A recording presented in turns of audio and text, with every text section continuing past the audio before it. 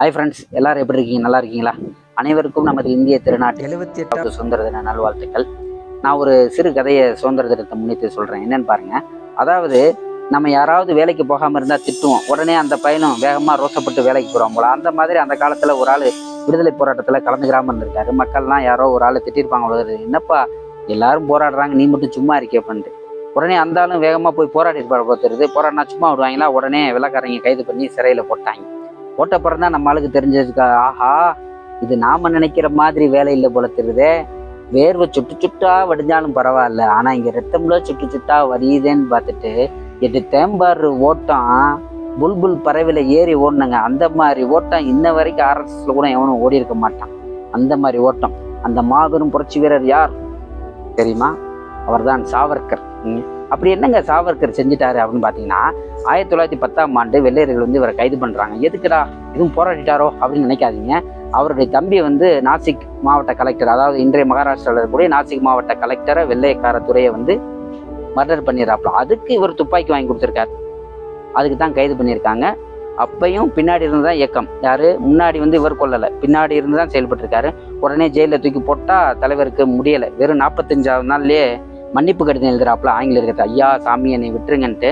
அது மட்டும் இல்லாமல் அங்கே உள்ள சிறை மற்ற கைதிகளையும் தூண்டி விடுறது. யாருக்கு எதிராக?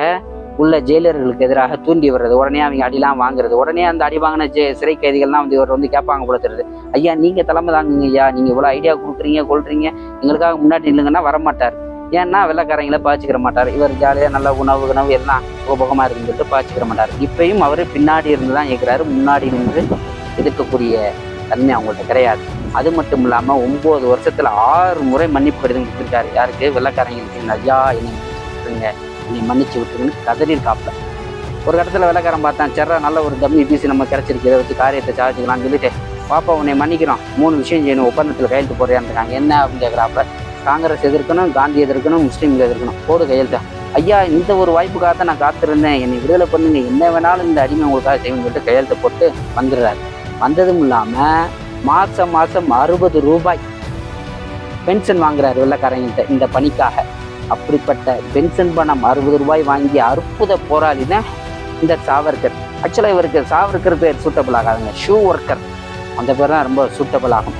இதை ஏன் நான் இப்போ சொல்கிறேன் அப்படின்னு பார்த்தீங்கன்னா, இன்றைக்கி நிறையா பார்த்தீங்கன்னா இவரை பற்றி படங்கள் வருது, நிறைய ஃபேஸ்புக்கில் நிறையா இவர் மாபெரும் வீரர் போல் மக்களுக்கு தவறான கருத்துக்களை சொல்லிக்கிட்டு இருக்காங்க.